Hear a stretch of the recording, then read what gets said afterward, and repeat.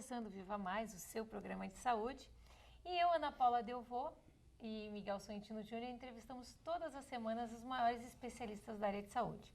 Como você já sabe, a gente fala aqui de como viver mais, com melhor qualidade de vida. E vocês vão saber com esses especialistas o que existe de melhor em tratamento nos dias de hoje, tanto na parte de prevenção como na parte curativa. Vocês também podem participar, sugerindo assuntos e pautas através do nosso site www.programavivamais.com.br. Interaja conosco, que a gente já quer começar a agradecer os e-mails que a gente tem recebido, A cada programa vem mais e mais e-mails e a gente fica muito grato a vocês. Então participem e a gente vai respondendo e vamos convidando aquelas pessoas que vocês pedem e os assuntos que vocês pedem também.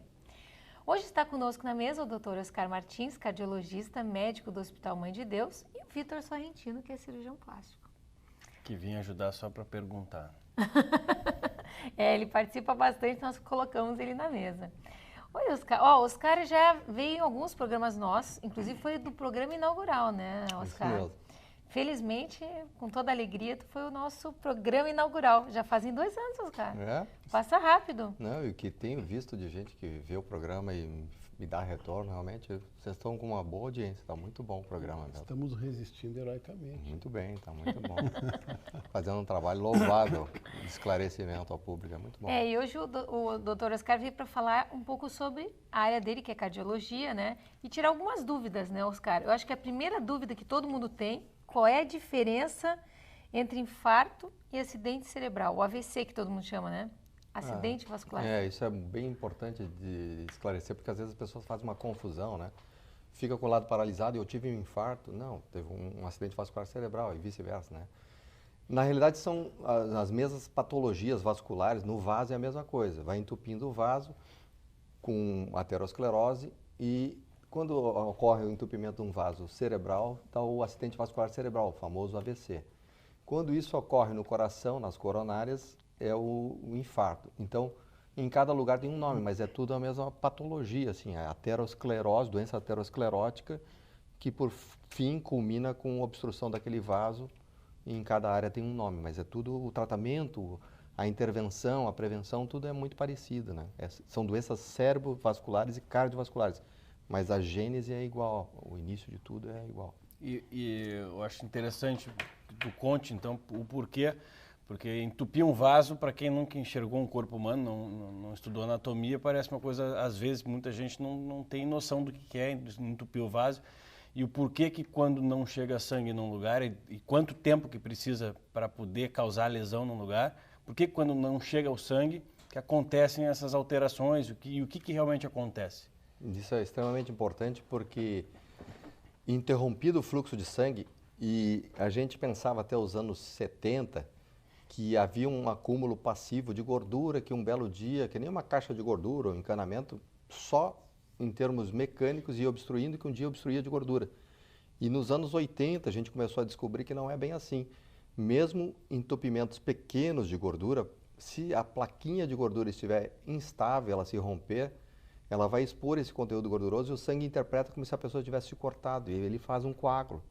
Então, às vezes, placas que não são muito importantes dão os AVCs, dão os infartos, por instabilização daquela placa, Então, vem um coágulo em cima de uma plaquinha, às vezes, pequena, Então, isso é bem importante que tu falasse, Vitor, por o seguinte, quando a gente tem no coração o entupimento da coronária, a gente tem horas preciosas, tem a golden hour, que é a primeira hora, em que se conseguir chegar em 1 hora, o coração não sofre praticamente nada, se a gente consegue desobstruir, E usar ou medicação, ou melhor ainda, uma angioplastia, que é dilatar a obstrução, E até 6 horas é muito bom, então é bem importante que a pessoa reconheça rapidamente os sintomas e que procure, porque a gente consegue reverter o quadro de infarto hoje e a evolução é muito boa.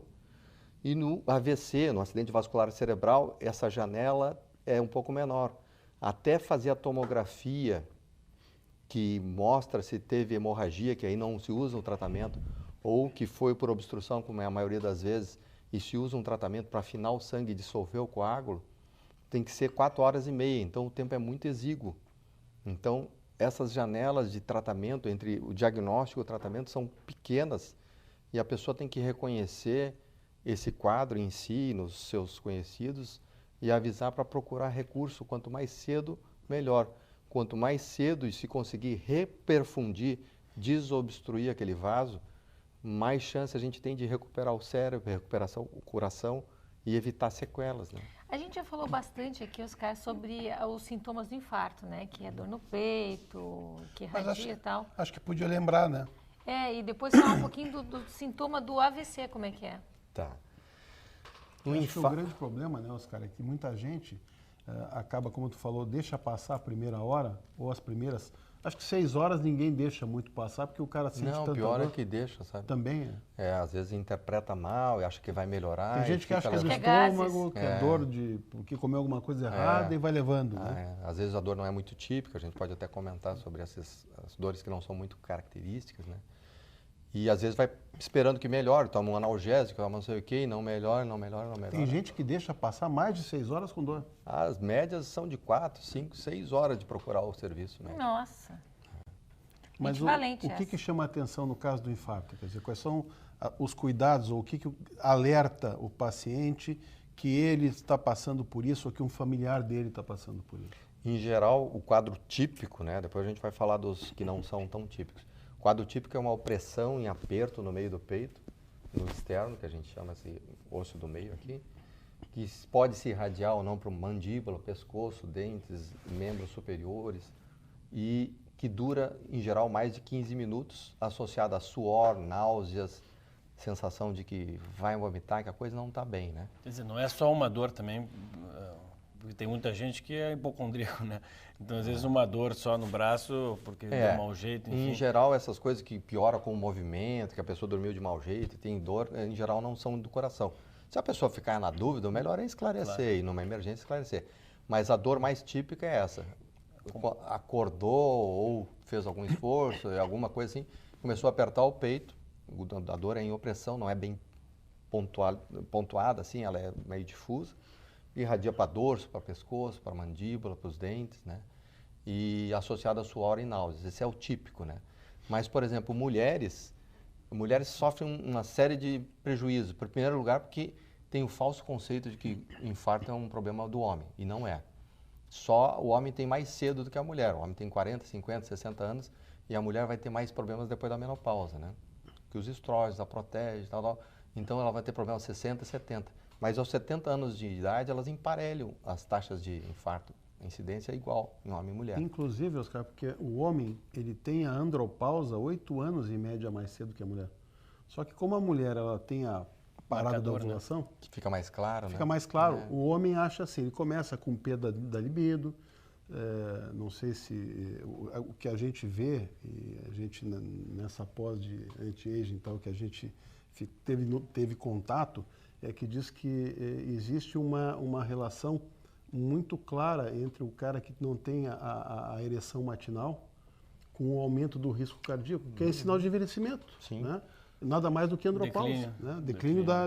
A disfunção erétil é a mesma coisa que dá no cérebro, dá no coração, dá nos vasos penianos, né? E isso é uma das coisas que nos ajuda a diagnosticar. A pessoa tem dificuldade de ereção, tem problema de circulação ali. E a mesma circulação que vai para o pênis é a mesma que vai para o coração. Então, é um dado que realmente faz a gente E para infarto, sei que há um tempo atrás houve um esforço, acho, no sentido, nos Estados Unidos, acho que aqui no Brasil se falou, mas obviamente não se fez, de ter treinamentos das pessoas mesmo, no geral, de como socorrer uma pessoa com possível infarto, que estivesse com sintomatologia ou então em parada mesmo. E aí eles falaram muito em colocar à disposição das pessoas, assim, espalhar pela cidade, enfim, pontos com os desfibriladores, né? Isso aí seria fundamental mesmo. É. Tem por exemplo, umas taxas de ressuscitação nos Estados Unidos mesmo, que tem uma população mais esclarecida, assim, dizendo assim, no aeroporto de Boston ou de Chicago, assim, se tu é atendido fora do aeroporto, tu tem uma chance de 10% de sair vivo de uma parada cardíaca, né? Aí já é uma parada cardíaca, porque tu pode ter essa parada cardíaca mesmo sem ter infartado, né? pode ter uma arritmia, fazer uma fibrilação ventricular e parar, sem ter infartado. E já, se tu é atendido dentro do aeroporto, que foi super treinado e tem desfibriladores a cada 200 metros, tu tem 80% de chance de sair bem. Então, assim, o treinamento é fundamental. Assim, uma coisa é o infarto, né? Essa dor tal, e se dirigir rápido para uma emergência, porque nessas primeiras horas pode ter arritmias que levem à parada cardíaca, né? E o que uma pessoa poderia fazer, por exemplo? Nós sabemos, né, nós médicos, mas muita gente, a gente fala em prevenir, né? A prevenção é importante, mas não existe uma movimentação de governo, de ninguém, em fazer com que as pessoas saibam.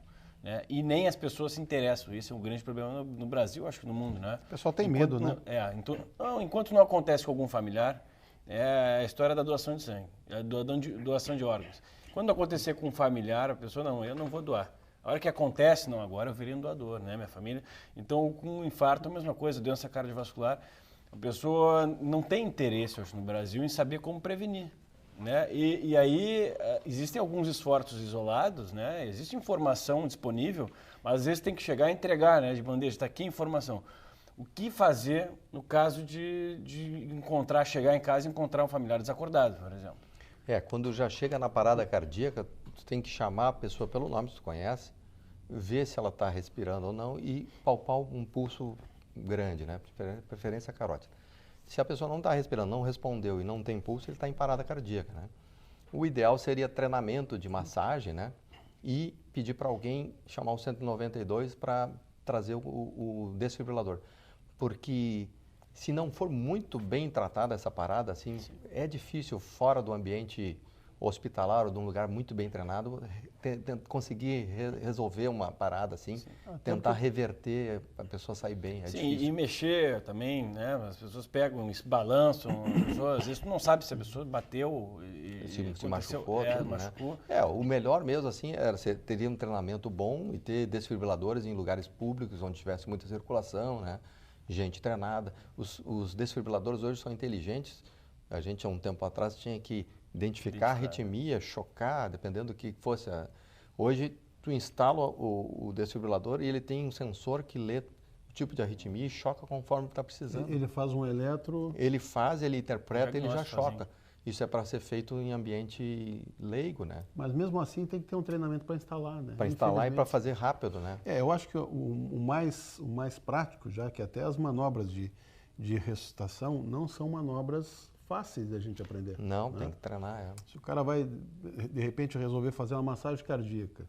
Fora do lugar, fora do local, ele vai fraturar as costelas. Olha, primeiro eu acho até que tinha que educar o povo, né? Acho que é mais fácil chamar, né? Não, chamar porque uma emergência, assim... né? Se pudesse... Um país que não cuida de orelhão, destrói as paredes pichando. Imagina se largasse desfibrilador na cidade. Ia virar brinquedo. Iam brincar de dar não, choque. iam usar os desfibriladores para brincar de dar choque ou para fazer assalto, né? Infelizmente. Para matar também, né? Mas eu acho que eu perguntei isso porque assim, então...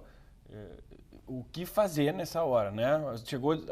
Encontrou a pessoa desacordada, então com muita dor. A primeira coisa é pensar em tentar conversar com a pessoa, ver se ela está acordada, ver se ela não está responsiva, não está respondendo, ver se está respirando. Essa é uma orientação que todo estudante de medicina tem, né? A gente tem respirar, primeira coisa, respirar, circulação um pouquinho, às vezes difícil, a pessoa nervosa, né? Pulso em algum lugar, colocar a mão no pescoço, ver se está pulsando pessoa, né? E já pensar em chamar o socorro nesse momento, exato nesse momento, né? Porque cada minuto perdido depois, aí nós estamos falando de parada cardiorrespiratória, né?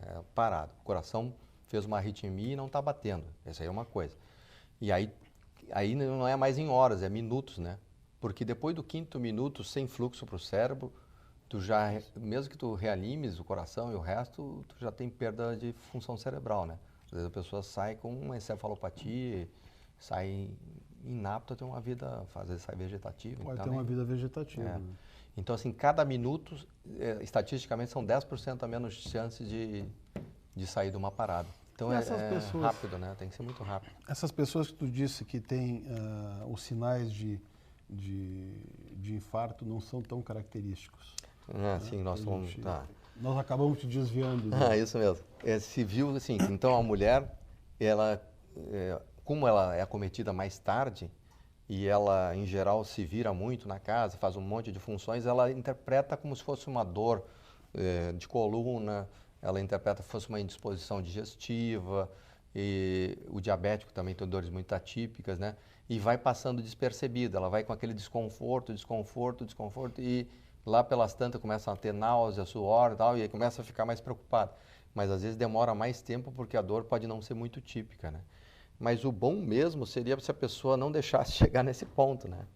Se conseguisse controlar os fatores de risco, esses que a gente viu quando vocês chamaram para o programa, que tem como prevenir o infarto e tal, a prevenção é muito eficaz. De novo, né, o que vocês falaram, parece que não há uma iniciativa muito forte de difundir essas medidas, porque elas reduzem 90% a chance da gente ter um AVC ou ter um infarto. Ou seja, uma intervenção bem eficaz, né?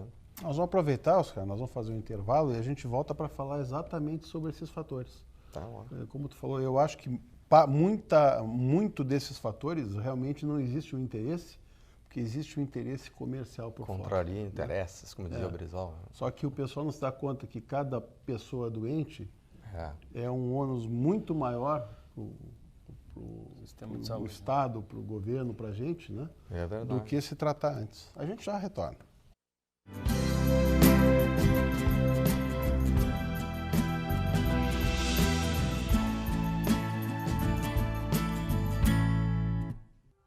Você sonha com agilidade ao dirigir, com incrível design aerodinâmico, segurança e precisão nas curvas e a potência que você sempre quis.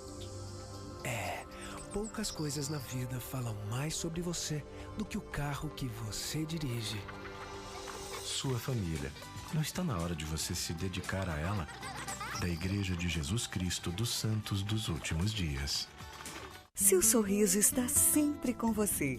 Ali no bairro das Três Figueiras, o Centro Odontológico 590 reúne o melhor para o seu sorriso ficar perfeito. Tratamentos com tecnologia e os produtos mais modernos do mundo. Profissionais especializados, capacitados e treinados em todas as áreas da odontologia. Atendimento personalizado, com carinho, respeito e preço justo. Liderado pela doutora Ana Paula Sorrentino Delvaux, pós-graduada em implantodontia e prótese, o Centro Odontológico 590 ainda reúne doutora Larissa Leite, especialista em odontopediatria, doutora Gisela Grande, especialista em cirurgia bucomaxilofacial, doutora Catra Itápia, especialista em endodontia, doutora Karine Betiol, especialista em periodontia. Seu novo sorriso está no Centro Odontológico 590, Avenida Carlos Ruber, 590. As crianças do Lar Santo Antônio dos Excepcionais possuem inúmeras necessidades especiais. Medicamentos, fisioterapia, aparelhos, exames.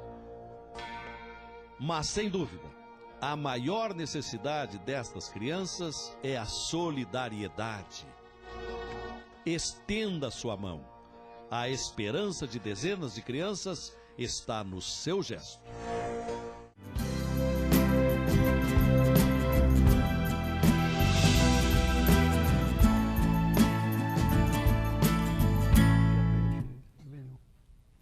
Então, você que está ligando agora ou que estava mudando de canal e nos pegou agora, hoje nós estamos falando de saúde, é claro, e da parte de cardiologia, de parte de circulação. E está conosco o doutor Oscar Martins, que está nos dando as dicas da diferença. Ele falou no primeiro bloco qual é a diferença do infarto e do AVC.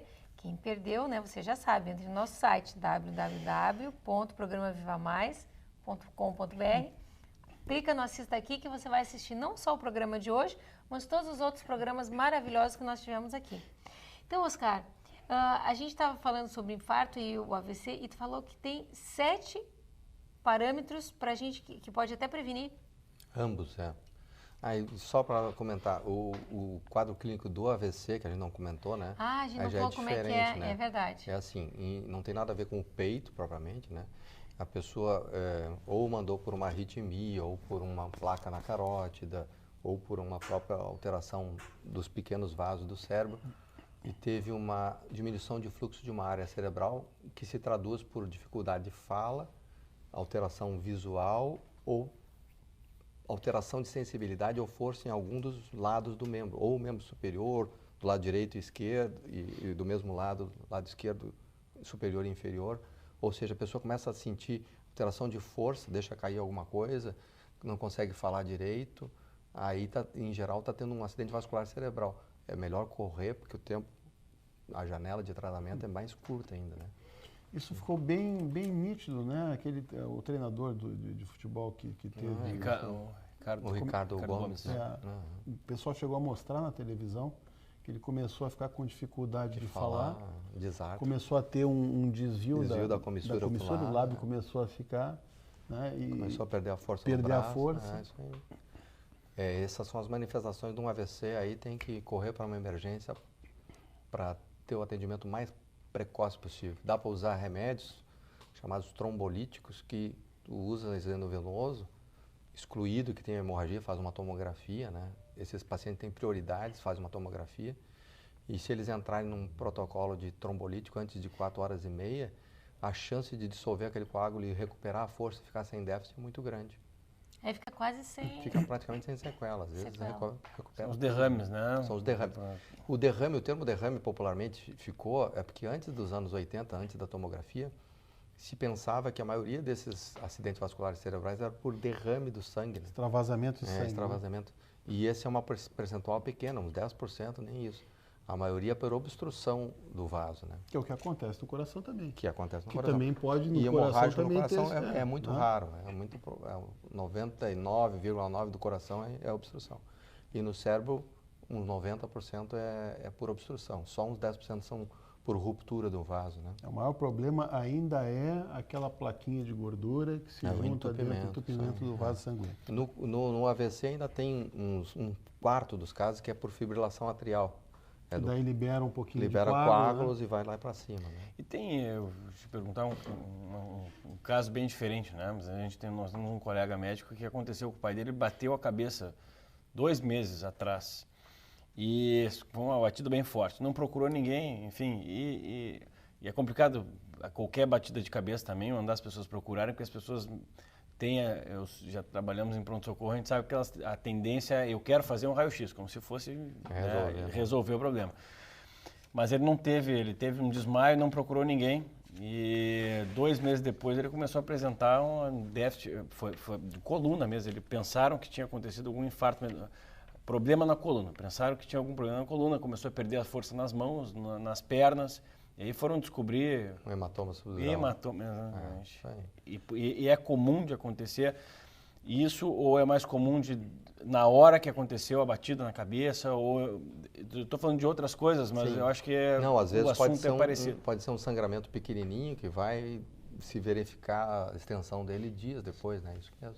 Isso é mais comum no idoso e na criança. No idoso, E às vezes bate e passa bem e tal, dá mais lá adiante é que vai ter as alterações neurológicas, que parece um AVC, perda de força, tudo, porque está comprimindo um lado do cérebro, né? Mas quais são os 7 parâmetros de alerta, Oscar? É assim, ó, diferentemente das outras doenças, né, o infarto e o derrame tem fatores de risco que não doem. Então, essa detecção desses fatores de risco não parte de queixa do paciente.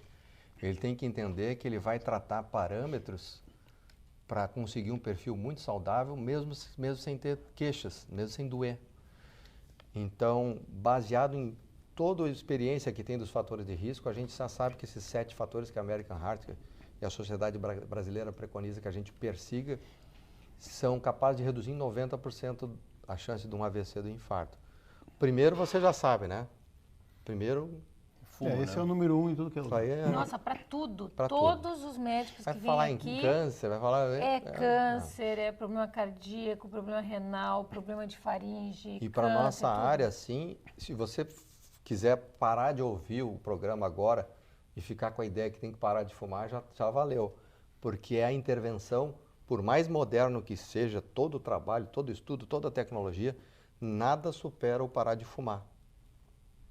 Porque o cigarro, para o vaso, é ruim, ele oxida as gorduras, ele instabiliza essas plaquinhas de gordura, ele tem efeito vasoconstritor prolongado, ele torna o sangue mais viscoso. Pô, Diz que um cigarro fumado leva quase um dia para exatamente. Diz que altera a circulação, principalmente arterial, né, durante 24 horas. Sabe que em cirurgia, por exemplo, para cirurgia plástica, a gente evita fazer cirurgia de face ou cirurgia de descolamento abdômen em paciente fumante. Porque o fluxo não fica adequado, não cicatriza direito, né? Perfeito. Quer dizer, isso é o remédio mais simples que existe, né? Mais simples. Quer dizer, se a pessoa prevenir, imagina que foi um estudo que eles revisaram, né? A Sociedade Americana foi isso, revisou diversos estudos de cardiologia e publicou isso como cigarro, sendo um dos fatores que ajudam, quer dizer, a prevenir 80%, 90%, é muita coisa. É uma intervenção muito grande, muito boa. E eu sempre costumo falar, assim, e brinco, mas é muito mais, se tu não tem prioridade hoje para cuidar da sua saúde, né? Eu fumo e não acontece nada comigo, minha avó fumou a vida inteira, não tem dinheiro, não tem prioridade. Para tratar hoje da tua saúde, tu vai ter que ter tudo isso e muito mais para tratar da doença. Isso quando não devasta a família inteira, porque eu acho que a pessoa tem que se fumante faz a família toda fumar junto, né? Sofrer e ter danos... E fumar junto, né? Porque o cara está fumando, fumante passivo, né? É verdade. Bom, vamos no resto, então, Oscar. Vamos no resto não, né? Porque são todos essenciais para as pessoas, né? Parando de fumar já seria uma grande atitude. Se não conseguir sozinho, tem ajuda, tem medicações que aumentam a chance de sucesso. Diminui a dependência química e aí a pessoa tem que ter força de vontade, mas consegue, às vezes, parar com ajuda, né? Bupropion, Champix, tem uma série de medicações. Nós até trouxemos aqui duas especialistas em desintoxicação do fumo, né? Das drogas. É uma decisão Existe muito até importante. onde buscar socorro. É uma decisão muito importante que se verifica que, que a pessoa que consegue parar de fumar diminui muito o risco de ter um infarto, um derrame, câncer e chegar mais adiante bem, né? Isso é importante. Vamos ao segundo. Segundo, alimentação. Em termos alimentares, tem a comprovação de que pelo menos 5 porções de verduras, vegetais, frutas, de uma forma variada, seria interessante como antioxidantes, né? Exercício físico pelo menos 3 vezes por semana, 30 minutos, deixa de ser sedentário, supra por dia, né? Mas alguma atividade aeróbica interessante de a pessoa ter no seu dia a dia e fazer as coisas mais a pé. Já ser mais ativo já é interessante. Depois, um peso próximo do ideal. De todos os dados para a parte corporal, o mais importante e mais simples é a gordura abdominal. Em geral, a cintura deve ficar de 94, você tem mais de 90 seria o ideal com menos de 1,80 m. E passa de gordura visceral, já começa a ser gordura abdominal. A mulher, 80 seria o ideal, acima de 88 já começa a ser. São coisas que o paciente tem um gerenciamento muito grande, né? São 4 intervenções que o paciente tem praticamente sozinho, né? Tem ajuda, tudo, mas é uma decisão. Tem outras medidas que daí o médico compartilha com o paciente, que é controlar a pressão arterial, a maior parte do tempo, manter um colesterol abaixo de 200, manter uma glicose abaixo de 100. Isso, claro, de forma bastante grosseira, para a gente não ter muitas dúvidas, assim, né? Mas são itens bem importantes e cada situação tem alguma peculiaridade, né? Mas, assim, grosseiramente, seriam 7 medidas que reduzem 80% do derrame do infarto, um AVC. Esse é simples, né? Eu acho que não é medidas... eu sei que são difíceis, né? Mas tudo depende mesmo das pessoas. E como fazer isso, parar de fumar, você já sabe como... tem que parar, tem que procurar alguém, algum especialista nas questões, tem que ter o esforço próprio, não adianta, né? Todo mundo sabe. A alimentação, o que fazer? Aumentar a ingesta de frutas, vegetais, diminuir carboidratos, diminuir... Quando a gente fala é a fruta, não é o suco. O suco já não é a mesma coisa. A fruta é degradada no fígado e ela faz tanto mal quanto... Se o cara, porcentualmente, a gente sabe que se uma cerveja de 1 a 100 faz 90% de mal, frutose chega a 90. Mas como é que eu tomo suco? Diz que suco faz bem? Não. É feita para comer com a fruta. Quer dizer, Com o bagaço. com o bagaço. O bagaço, na verdade, é o protetor. Só a frutose, se a gente pode deixar aqui, você quer tomar algum suco antioxidante, que o Oscar falou, mas adoçado com estévia. Nada de açúcar. Uma coisa, vai aumentar a glicose, ele vai aumentar e fruta também em excesso. Tem muita gente que não sabe disso. Muita gente usa muita fruta de noite. Eu vejo seguido isso, Oscar, porque eu consegui no último ano perder 17 quilos. A gente é amigo há muito tempo, joga tênis há muito tempo. Eu, apesar de fazer exercício com uma barriga, com uma distensão, a gente estudar direitinho, eu e o Vitor, estudar sobre alimentação, que tem uma noção muito por cima. Muito superficial. A gente não sabe nem que tipo de água nos dá, nem aula sobre água. E 60% a 70% do corpo humano é água. Então, à noite, bastante suco, primeiro. Suco não. Segundo, fruta. Fruta de noite, pessoal, para quem não vai se movimentar de noite, e o que aumenta o colesterol, o pessoal acha assim, não, deixei de comer gordura. Aumenta colesterol, é carboidrato. O colesterol é fabricado do carboidrato. O organismo carboidrato e começa o resto com gordura, né? Exato. É o único jeito que o ser humano tem. Isso como quando o homem tinha que caçar e só conseguia trazer comida de vez em quando para... O jeito que o corpo humano tem de guardar a energia é em gordura. O que o cara comeu de proteína, se ele não usar para fazer músculo ou energia, ele vai eliminar.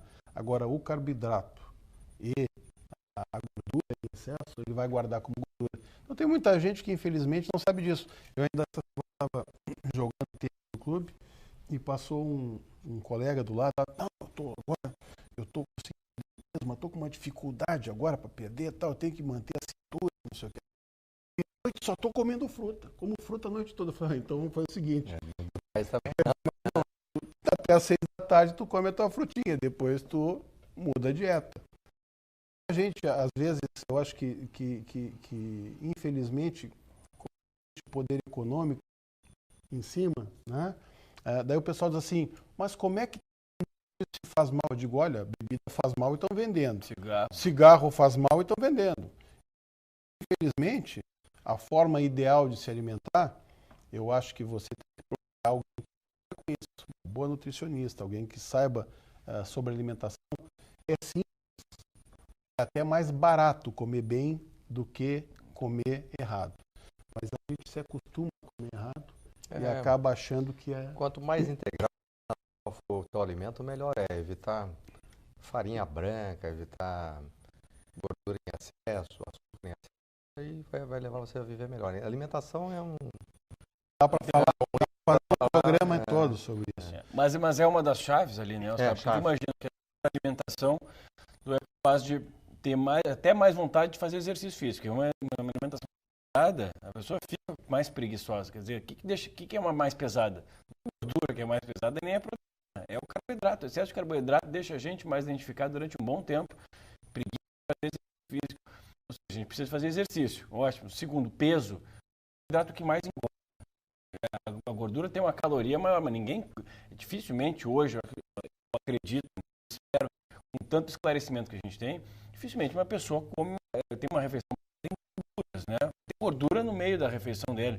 Agora, dificilmente, então, baixar peso, carboidrato, é outra dica, baixar carboidrato, não é uma dieta, é acostumar com isso, acostumar com comer menos carboidrato. Esses lanchinhos, bolachinha, biscoitinho, tudo isso é cheio de carboidrato. Comer coisa mais integral, mais natural. Mais naturais, né? Verduras, grelhado, né? A chave tá aí, né? Até a hipertensão, né? Se comer com menos sódio o alimento, emagrecer, fazer exercício, tem boa chance de controlar, evitar uma hipertensão ou às vezes controlar mais facilmente.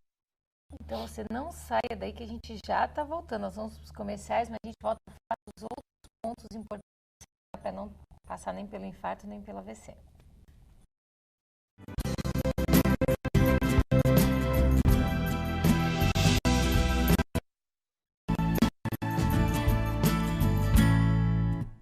Cheguei.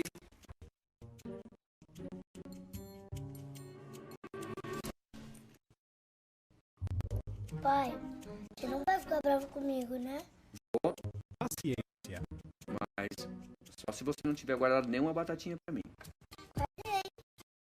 Seus filhos serão crianças por pouco tempo. Aproveite. Da Igreja de Jesus Cristo, dos últimos dias. Em momentos especiais de nossas vidas, nos emocionamos, sorrimos, choramos, temos alegria, estamos sempre perto das pessoas que amamos. Merecem ser guardadas para sempre.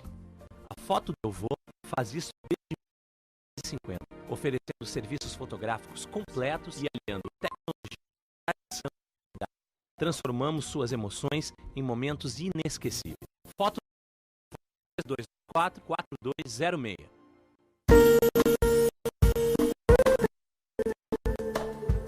Cirurgia plástica é um instrumento para a busca da felicidade. Cada vez que nós temos uma maior harmonia entre corpo e mente, nós temos efeitos que nós herdamos quando nascemos, como um urbano, uma mama que não tenha se desenvolvido de forma apropriada, assim como outros pequenos defeitos que vamos ganhando no envelhecimento. Rugas, sobras de pele localizadas, são todos possíveis de serem melhorados pela cirurgia plástica. E quando você quiser fazer uma cirurgia plástica, 3 anos de cirurgia geral, mais 3 anos de cirurgia, reconhecido pela Sociedade Brasileira de Cirurgia Plástica, Conselho Federal de Medicina. Dois tipos de residência, as que têm cupins e as que terão cupins. Toda madeira pode ser tratada e toda infestação deve ser controlada.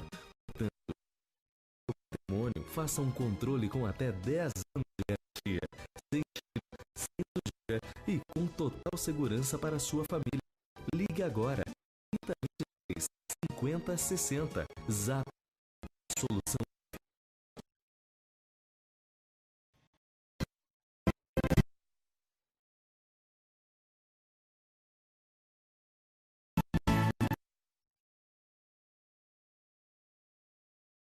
Bloco anterior,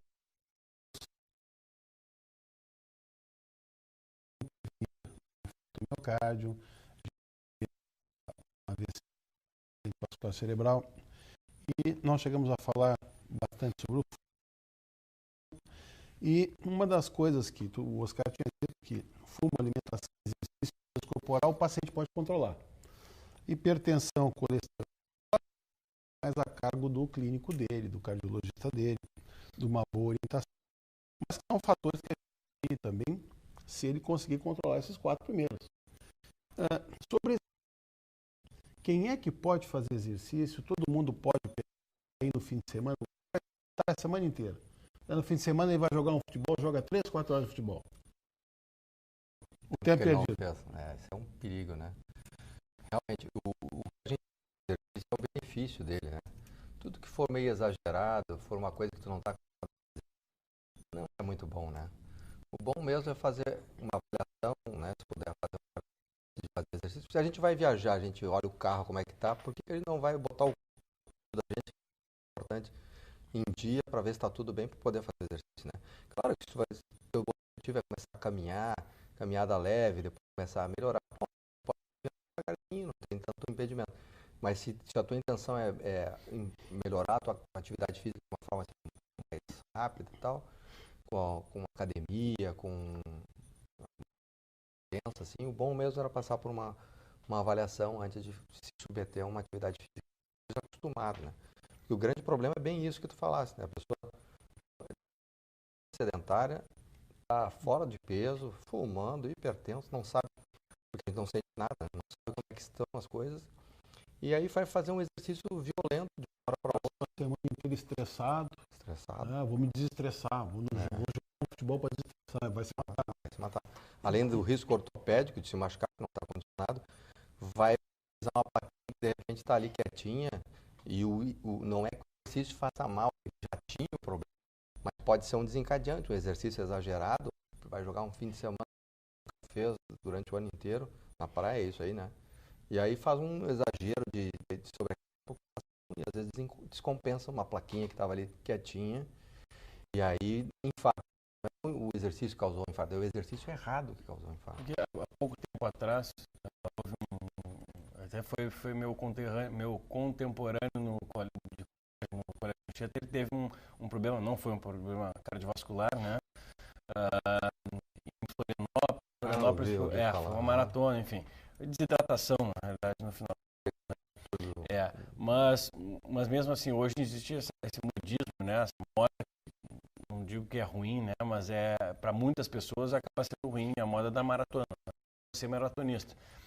E aí começa fazendo treinamento, né? Até no começo eu acho que tudo certo. O treinamento começa a correr de leve, começa a correr muito forte, começa a fazer as provas todas sem passar. Essa semana passada eu tive um amigo mesmo na casa me perguntar o que eu faço, que eu já estou, e isso que ele já está fazendo há muito tempo, e eu avisei para ele, tu deveria procurar algo antes de começar a fazer esses treinamentos mais intensos. E não há esse costume, eu acho, já que muito médico assiste o programa deles, e às vezes tem orientação real do que fazer, porque às vezes é amigo, médico, enfim, vamos fazer um eletrocardiograma e um exame não adianta nada, né? Então, o que fazer realmente, né? Que que tem sabedoria e estudo para nos dizer o que ser feito, passo para começar a fazer esses exercícios? Em geral, a gente faz pressão, ver como é que está a parte cardiovascular, ver se tem show, que hoje a gente está vendo que tiveram eventos durante o exercício mais intenso. Tem menos de 30 anos, são em geral doenças congênitas, né? Miocardiopatia, pessoas com músculo, nasce com músculo do coração, do septo, do coração bem grosso, e quando contrai, aquela obstrução fluxo para o cérebro, a pessoa desmaiar ou até ter um evento fatal, né? Às vezes é uma miocardiopatia hipertrófica. Às vezes tem inflamações, a pessoa está gripada e tem uma inflamação do coração e vai fazer um exercício exagerado. Você não está bem correndo, né? Não precisa exagerar. Isso é o bom senso, né? E tem outras anomalias, de arritmias do ventrículo direito e tal, mas uma série de anomalias congênitas que a pessoa não identificou, que muitas vezes no exame físico já se identifica. E se a pessoa vai fazer um exercício mais intenso, então, se passa por um eletrodiesteiro, não adianta muito, não avalia muito, assim, ele é mais para arritmias mesmo, coisas grosseiras. Bom, se a pessoa vai para o exercício, é fazer um exercício durante a esteira monitorizado o que está acontecendo, né? E ver os outros fatores de risco, colesterol, glicose, tal, conhecer. Estando bem, a pessoa está liberada para fazer um exercício compatível com o seu condicionamento. As academias, felizmente, hoje tem orientadores bons, professores de educação física muito bem orientados e treinados, para começar de forma gradual a aumentar a atividade física. Então, não querer que ela corra já na primeira semana, né? Tudo vai caminhando, não está caminhando bem, de caminhada e corrida, e vai aumentando até que a pessoa, se ela quiser correr, lá adiante ela consiga fazer os seus 20, 30 minutos de corrida, né? Acho que é importante a pessoa saber que não é todo mundo que nasceu para ser superatleta. Exercício demais, a gente sabe que oxida e envelhece. Paga um preço para fazer, liberar energia, porque, né? Eu conheço gente que fica até academia todos os dias e acha que está fazendo bem, né? 2, 3 horas Tu vai ver por que dia. muitos desses que ficam tanto tempo, ele acaba fazendo o quê? Ele acaba queimando o músculo, porque teu organismo é inteligente até certo ponto. Ele vai olhar, esse cara de novo vai ficar 2 horas fazendo exercício aqui. Dificilmente o cara que fica 2 horas tem uma suplementação adequada. Proteína, né? Proteína, até um pouco. Então o que o organismo dele vai fazer? Vai dizer, ele vai me fazer força, eu tenho que liberar energia. Qual é a primeira forma de liberação de energia? Ele vai quebrar o músculo do cara. Quer dizer, o cara, em vez de aumentar a massa muscular, ele vai perder. Sempre o teu organismo vai aumentar a massa muscular para te dar mais energia do que provavelmente tu precisaria. E a sobra acumula como o quê? Como gordura. E o cara diz assim, não, mas se eu quebrar músculo, não usar, vira músculo de novo. Vira gordura. Então eu canso de ver muitas vezes com os personagens da academia lá, que a gente vê uma turma assim, que corre 10, 12 horas, 12 quilômetros, todo dia.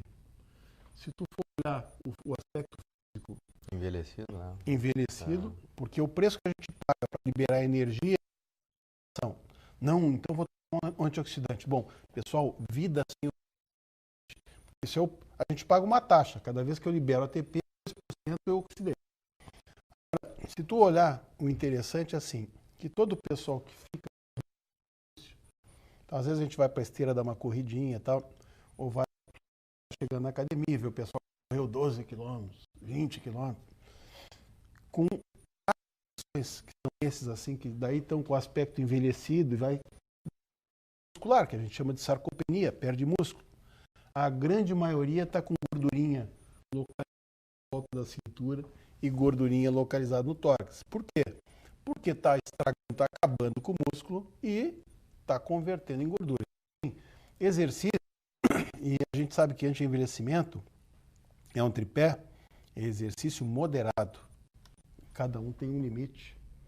Ninguém é melhor que o cardiologista para saber disso. Para nasceu com um defeito, não adianta querer ser super atleta, né? A não ser que ele consiga corrigir o defeito de nascimento, né, cara? Sim.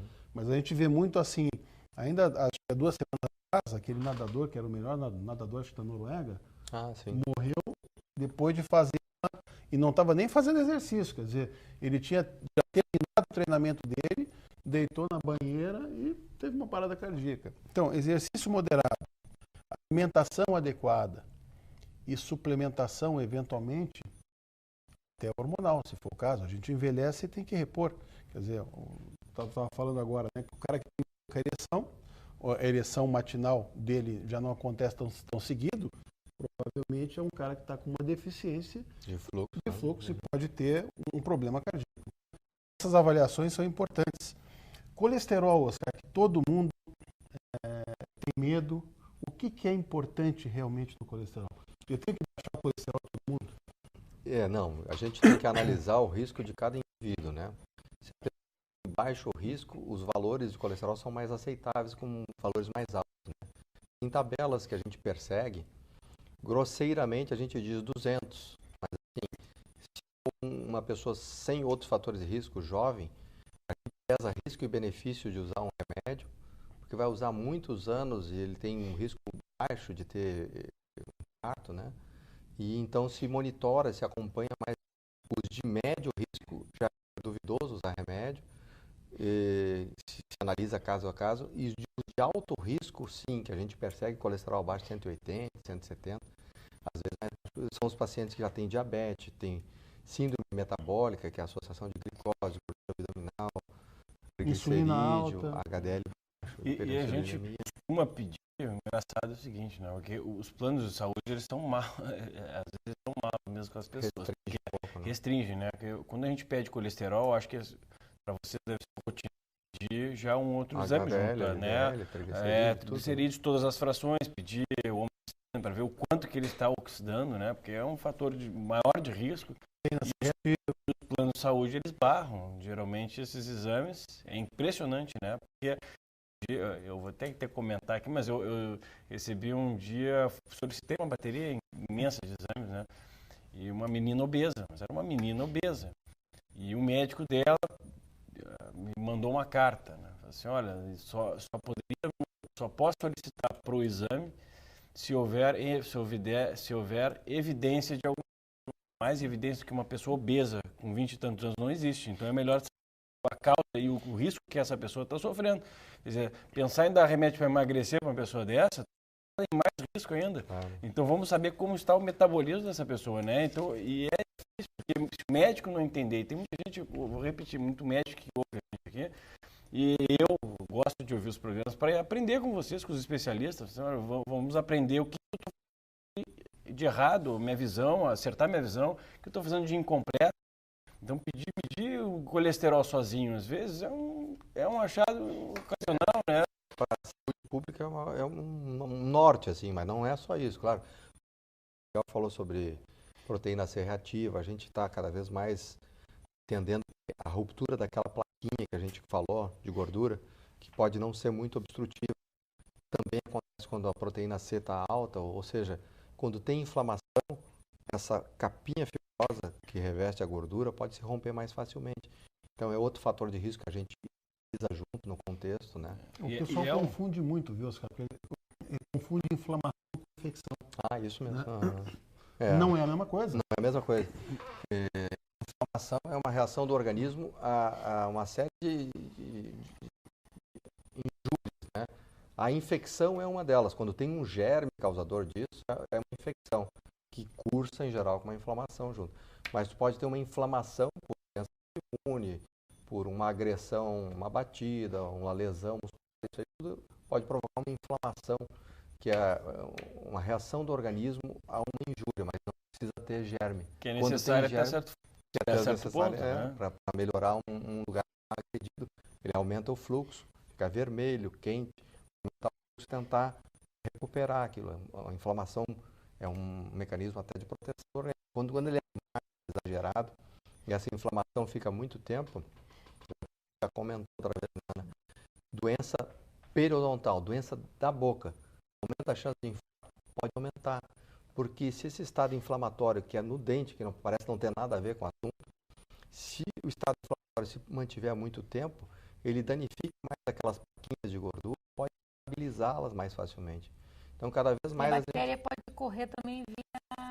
A bactéria ainda é duvidosa, a gente não conseguiu detectar essas placas assim, a bactéria estivesse diretamente envolvida. É mais o processo inflamatório mesmo. A reação do organismo a uma infecção, um processo infeccioso à distância. Tem artrite reumatoide, tem uma doença autoimune, não tem germe nenhum, é inflamatório.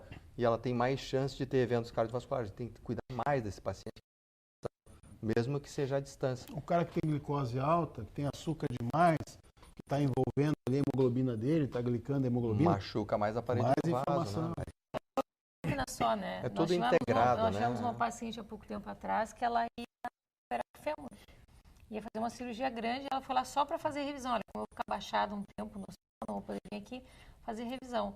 Aí nós radiografamos ela e o siso tinha uma lesão periapical muito grande, tinha um abscesso muito grande. Conversamos com o médico, olha, um pouquinho para a cirurgia, extraímos o dente, ela não precisou operar, curou a infecção. A infecção é outra, né? Existe uma condição hoje, né? Que é na medicina, que chama inflamação subaguda crônica. Então, são que têm inflamação frequentemente, geralmente devido a algum, até o próprio cigarro, alimentação que não está fazendo bem a ela. Até a própria gordura abdominal, né? A gordura abdominal, que é, exatamente. Ela produz substâncias inflamatórias que agridem a parede dos vasos. Então, tem pessoas que têm essa...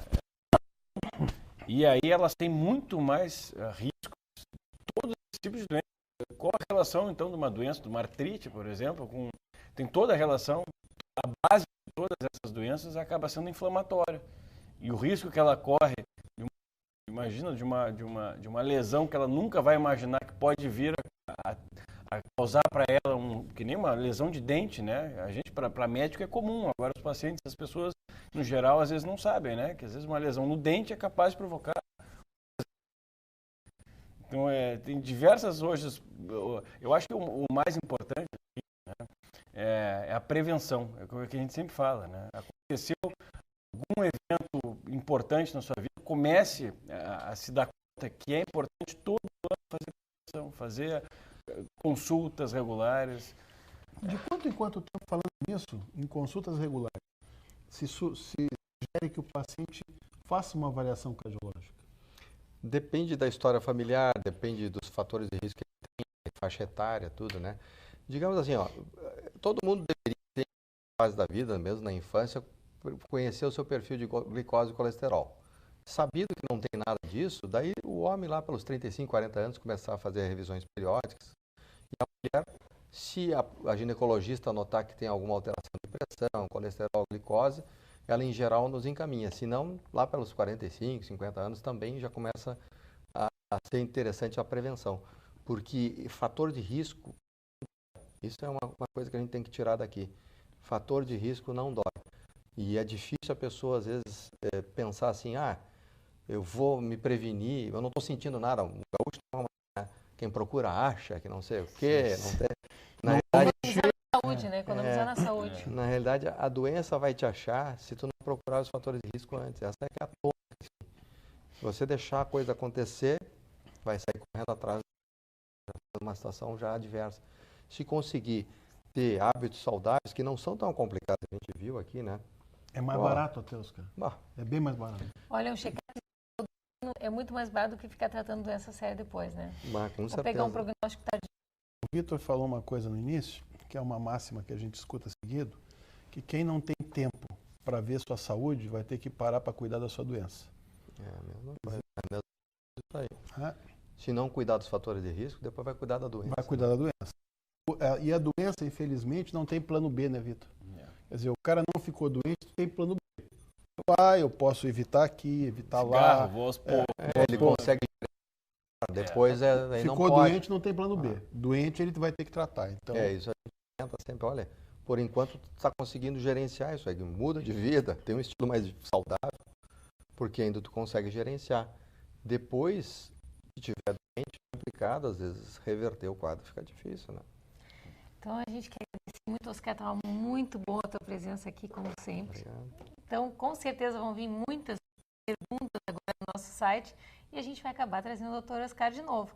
Então, você entre no nosso site, envie as perguntas, as dúvidas que você ficou, que com certeza o Dr. Oscar depois vai voltar para responder. Agradecer a presença do Vitor, que ajudou bastante fazendo as perguntas. Nada como ter... É, curioso. É ótimo quando ele está no programa também. E você, sempre bom estar na sua companhia, né? A gente te aguarda no sábado que vem. Até lá!